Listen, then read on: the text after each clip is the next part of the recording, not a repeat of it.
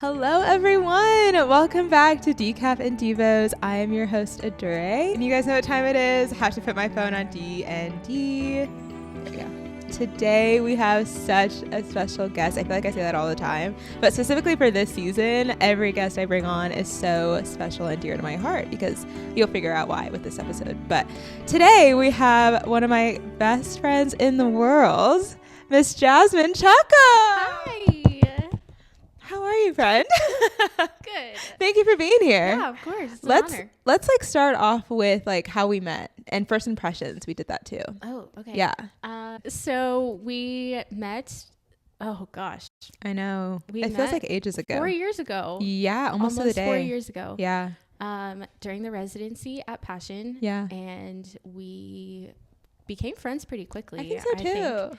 Wait, do you remember? Did you get there early? Because I remember walking up and you were already sitting on the bench. Oh, I did get there early because I was worried about traffic. And so classic Jazz.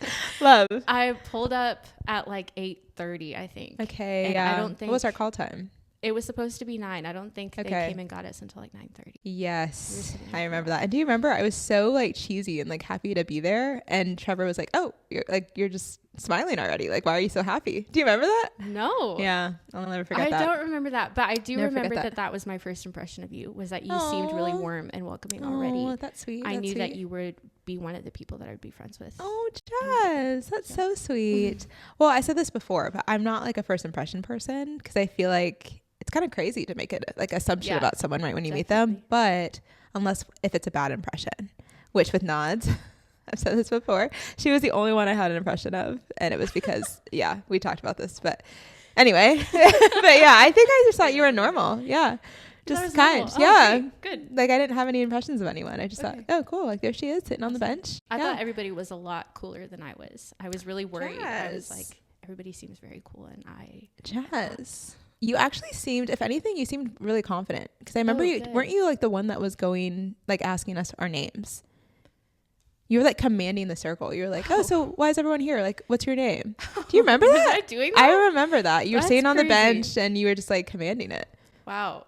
I remember that. That's crazy. I was very not confident. So what? That's good that I came off it different. You know what though? I feel like all of us were very much, I said this before, but I feel like we all kind of helped each other find ourselves. Yeah, like we were all kind of very lost. We were all very, a lot of you guys were new to Atlanta. True. And so I think that helped was just like we were all kind of in a new season together.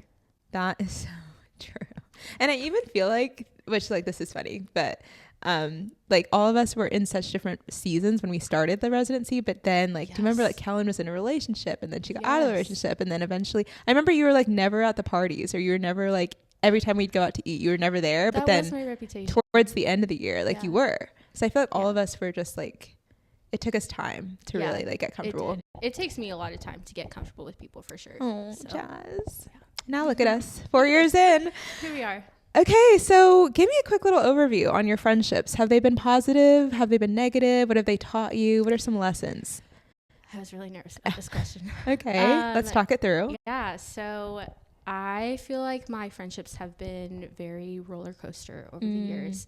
I think that a lot of times I would get really close to somebody and then in some way I would lose that friendship. And so I have very much struggled, I guess, to maintain friendships because as soon as someone starts to pull away or show maybe a disinterest, I guess, or if they, for whatever reason, don't respond to a message or something like that, I will automatically like shut down and be like, okay, I'm gonna start pulling away so that I'm not a burden on that person. Which is not the best habit to have, and it has caused a lot of friendships to dwindle because then neither of us are putting in effort, and you can't have a friendship like that. So. I think too, I know I feel like I sound like a broken record when I say this, but friendships when you're older, it's like a whole different muscle. Whole different ball game. Right? Oh my gosh. Because like, I feel like when you're growing up, you have a lot of proximity friends. It's like people that were just in your class or people that were in your neighborhood. But then when you get older, it's like you have to actually pick who you want to be friends with, because you actually pick the people that you want to spend time with. Like you're not just around them. So I understand that idea of like, not wanting to be a burden because you don't know. And I think that's why communication is, for me, I feel like has become such a big thing with my friendships, because I'm like, I need to know like where we stand at all times. Yeah. And if you're upset about something, like, okay, let's just talk it out, you know? Let's figure it out together. So I get that. Sure. So do you feel like how are you now with friendships? Do you still feel like you struggle with being a burden? I think so.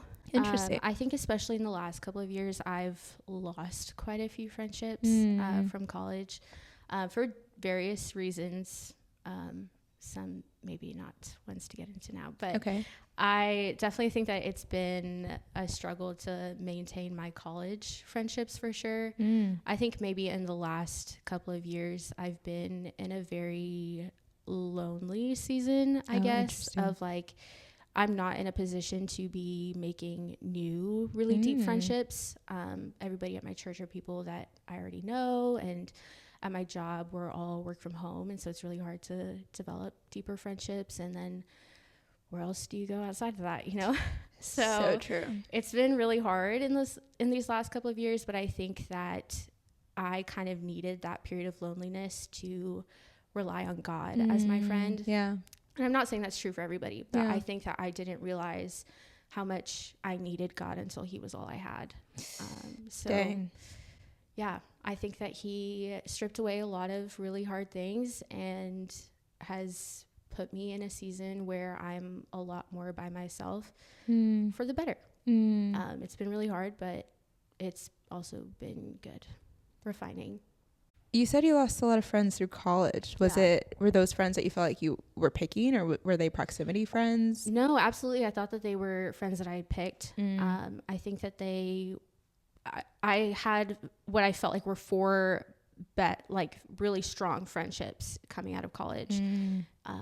And I would say I have like 1.5. Okay. Gotcha. Yeah. Do you feel like you needed to lose those friends, or do you feel like you're still maybe processing? I think I'm still processing through it. I think those friend breakups, as I like to call them, I think they happened pretty recently. And so it's not, and they were pretty painful, and they happened very quickly and abruptly, and I feel like I never got the closure, I guess. And so there's a lot of times when I'll be in my day-to-day and I will think of them and want to text them, but then it's like, oh, we're not in that place anymore, which is interesting, I guess. Right.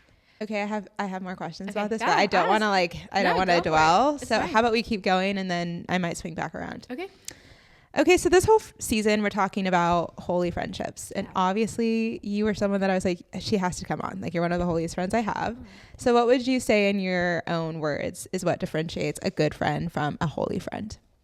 So when I think back over my holy friendships versus my good friendships, I think that with my holier friendships that Jesus was always a natural part of the conversation. Everything that we talked about, it would always turn back to Jesus, or it was a natural point of encouragement in every conversation, versus in my good friendships, talking about Jesus always seemed maybe a little bit forced. Even if I was talking with other Christians, it was just, I almost seemed holier than thou to bring Jesus up in a conversation, which is not how I feel in holier friendships. Oh, I love that. Yeah. That's beautiful. Oh, thank you. Oh. Okay, so let's go back to what you've learned in your friendships. What's like a big takeaway that you've realized, okay, this is something that has taught me how to be a holy friend because I learned this? Yeah, I think one thing for me has been intentionally praying for my friends. I think it's so easy to say that I'm praying for you and then to not actually pray for someone. I think we have so much going on in our lives that we easily forget prayer requests and things like that. So I have taken up a habit of, when I say that I'm praying for someone, I will write it down in a note that I keep, and that's where all of my prayer requests go. And so every night when I'm praying, then I have a whole list of things to pray for. And it's good because there's a lot of times when I'm praying without it, and then I forget something, and then I go back to the list. I'm like, there we go. This is why we wrote it down. I love that. I I love that, Jazz. I really feel like you are such an intentional friend, because I think I started doing that maybe because you started doing that. Because I do that now too, where I like anytime my friends say they need prayer, I put it on my notes app. And then when I talk to them again, I make sure to ask, hey, how's this going? Yeah. And they feel so much more loved on. Well, you've inspired me to start a prayer wall. I have. Come on. Yeah. Prayer walls are important. They are. I have one on my wall now, and I keep track of the prayer requests and the answered ones. And okay, I love move the little stickies over. Okay, that is the best feeling when you're able to like take a sticky note down and change it. Yeah, mark it as answered. That's amazing. I love that. Yeah. I love that. Pray for your friends, you guys. That's important. Okay, next question. How have your friendships brought you closer to the Lord, whether they've been for good or for bad? Well, that's a good example right there, is having a prayer wall. I think that it's always, it's never too little prayer. You can never have too little prayer in your life. Sure. And I think that being encouraged to draw closer to the Lord through prayer has been something that I needed. Prayer is my weakness. And so I know it's not yours. That's kind, but I think we could all use it for sure. But yeah. And be stronger in it. Yeah. I could definitely use a lot more help. So I think that that has been something that's been very good for me to spend more time in prayer. And then also I just think that talking about my faith has been so helpful, of just being able to talk through things that I'm struggling with, or asking questions about theology, and having a confidant to go to. And people that will walk me through it and talk me through what I'm going through. Okay, funny enough, I feel like you are someone who, if I need prayer, like I absolutely know I can call you. And I think that's something that I don't want to brush over. First of all, I maybe should have like touched on this more about like just how much I adore you. And I just think you really are the real deal. Like, you love the Lord, you like stick to your convictions, and your heart is so fixated on like wanting to do the right thing and like wanting to please God. So like, I do want to say that, because I don't know many people like you, and I think it's so special, and it's just you're so pure, and I see that a lot in just everything that you do, like your actions. So I want to say that first. But also too, have we talked about the like marching around your bed? No, I can't remember who I talked to about this, but like this has helped me a lot with praying for my friends, or like just praying for a long time. I think like endurance in prayer has been something that I've tried to get better about. Yeah.